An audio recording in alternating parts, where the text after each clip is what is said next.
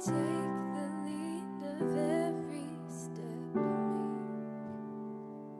make, even if you tell my feet to wait, 'cause where you are is where I wanna be. The depth of me is calling for the deep. I don't want it if you're not in it. I just want you. Well, good morning, Lufkin Central and Online Worship Community. Jason Hollinger, the campus and community minister here. And for our time in Jesus and Coffee this morning, we are continuing our series of thoughts through the Sermon on the Mount. We're still in Matthew chapter 7. We're looking at verses 13 and 14. And so just as we, continue to think about all that we find in these letters, just this understanding of relationships with others, the characteristics of how kingdom servants are to live, what we do for others, what God does for us. That as we begin to look at these, sometimes I think we can overthink it. Sometimes we can look at it in this sense of really try to do something. We can complicate things, but like I love the Greek word for narrow. The word is stenos, and it literally means not wide. And so, as we talk today about the narrow and the wide gates, we're talking about the one that's wide and the one that's not. That's narrow. It's small. It's this narrow, straight. It's a confined space. But one of the things that we also learn when you connect this to um, towards the end of Matthew's letter of the Great Commission, that what we understand is, especially when you couple that commission to go out into all the world and to teach and preach and lead people to lives of discipleship and entering through the waters of baptism, all those things. And when you think about this, and when you connect that with what is said here in chapter 7 in verses 13 and 14, is this tells us that a majority will not respond with this genuine Christian faith. Only a few will find it. Now that doesn't stop us. That shouldn't hold us back from doing what God calls us to do and how we need to live. So let's read a little, issue or challenge, so we can send you on your way through your day, whether you're watching live or later. Thank you for joining us this morning. Hear the word of the Lord, Matthew chapter 7, 13 to 14.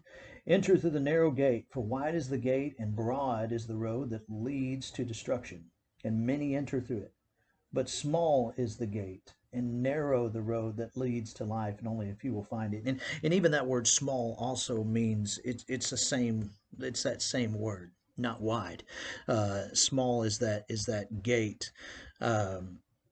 As small as that road, just that space that few find. And so whether you've got this large space that maybe you're looking at it from the perspective of what seems to be more popular, where a lot of people tend to gather together based off of, okay, well, this many people, from we look at it through the worldly lens, this many people are here for that, so that's where I need to be. And that we look at it through the lens of what determines our steps, what helps guide our steps, the presence of people or God's commands. Presence of people or God's commands. Now that doesn't mean that you do not you there are not churches out there that manage just people gathered together in droves. That's obviously a reality as well. But what is the filter through that we use to help us to make those decisions? What's the filter that we use to help guide us as we go through this? And in Luke's gospel in chapter 13, In verses 18 through 21 is the parable of the mustard seed, and he's asked this question: what the kingdom of God is like? What do we compare it to? And he says, Jesus asked that question. He says it's like a mustard seed, but man took and planted in his garden, and it grew and became a tree, and birds, perched in its branches. Even street ministries at our booth in Arkansas, we had these little bitty, we had these jars that in small jars, and inside them had this seed. People would ask what it, and we're like, what it is. We tell them it's a mustard seed. It seems something so small that eventually that then others, where birds can perch in its branches.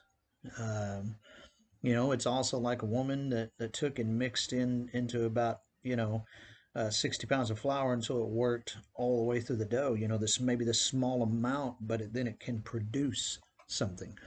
What's interesting is in Luke chapter 13, verse 22, it says, he then goes throughout the villages teaching, and as he made his way to Jerusalem, someone asked him, Lord, are only a few people going to be saved?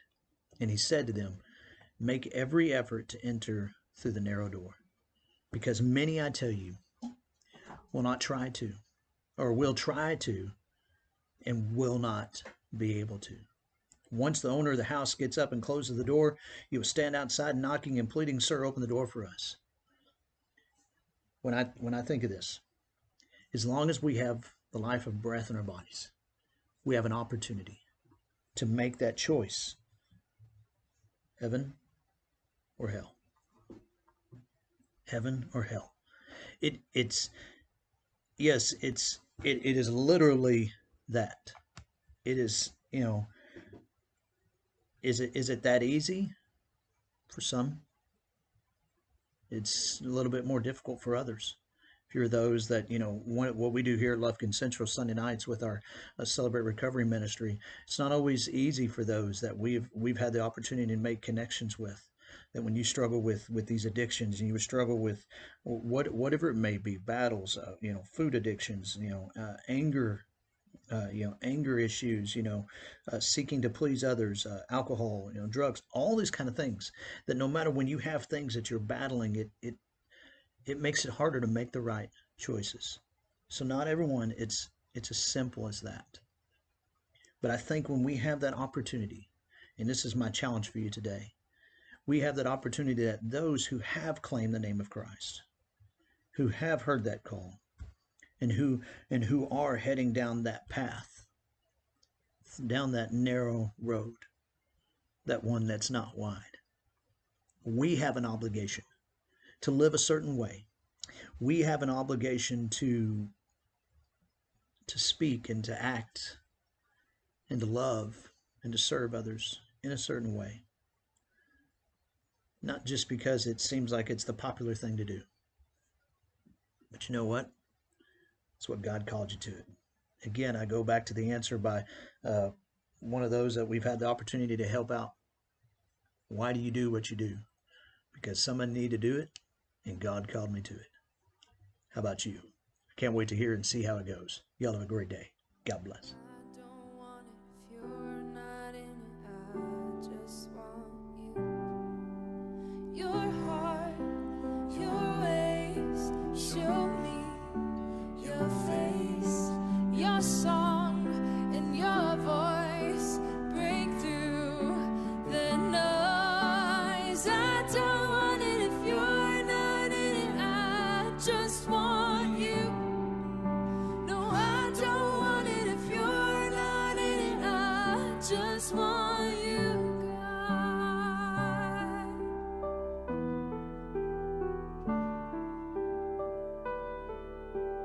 Whisper to me secrets of your heart, 'cause I want to discover all you are. I'm leaning into heaven for a glimpse, and I will partner with your presence here again. I don't want it if you're not in it. I just want you. I don't want it if you're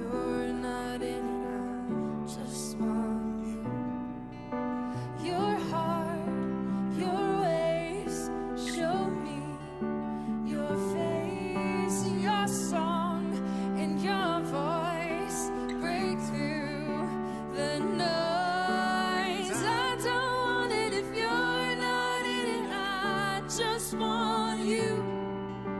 No, I don't want it if you're not in it. I just want you. Just want you, God. All that I see, be my everything.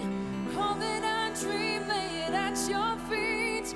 All that I am, falling on my knees. I surrender, I surrender. All that I see, be my everything. All that I dream, lay it at your feet.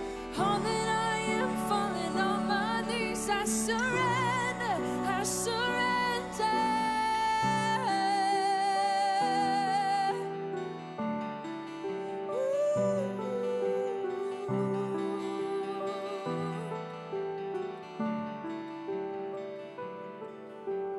I don't want it if you're not in it. I just